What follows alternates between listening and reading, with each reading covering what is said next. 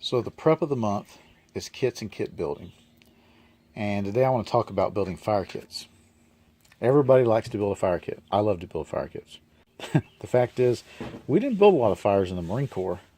Most of our, survival type stuff, you didn't want to be building a fire. You wanted to be moving fast and quick and in a hurry.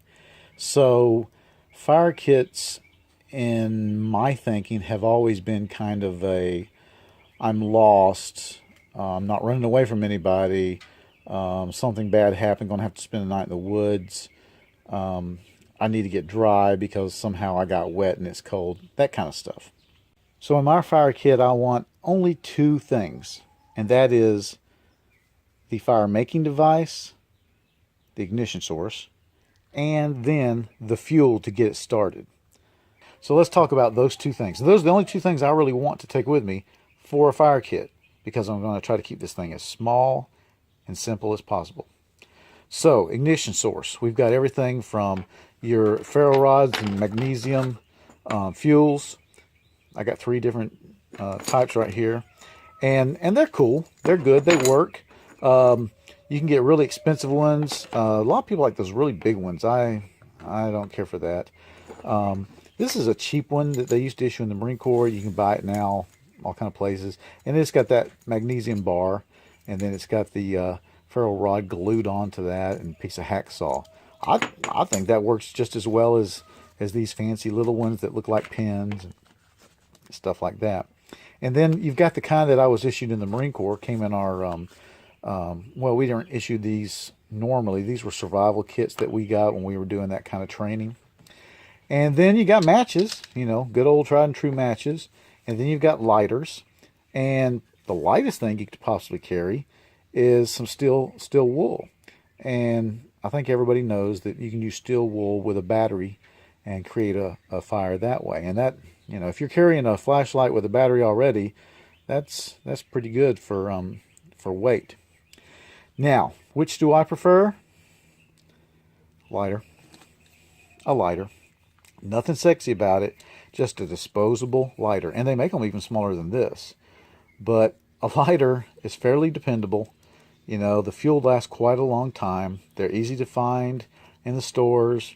They're easy to carry. They're fairly robust. So the lighter is what I would take as my first choice. But everybody knows 2 is 1 and 1 is none. So if you had to have a second, my backup would be the old Marine Corps issue lighter.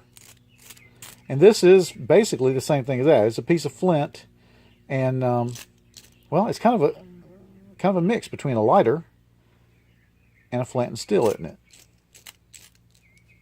And these are really wonderful. They even come with extra flint inside this little knurled knob inside this little brass piece. Now these are actually, I think, kind of hard to find now, this type, but they still make them. They're cheaper. They're made of and I've done a review of this thing. They're made of plastic now, but they work, so why not? So and look how little they are. They're just so tiny. And these little packages come with fuel. So if I had to carry anything, it would be a lighter and one of these. Now let's talk about fuels. Well, if you're going, camping or something, these things here, you can pick them up anywhere. This is just some wood shavings that's impregnated with wax. They're wonderful. There's also this pressed cardboard, also impregnated with wax. That's pretty good.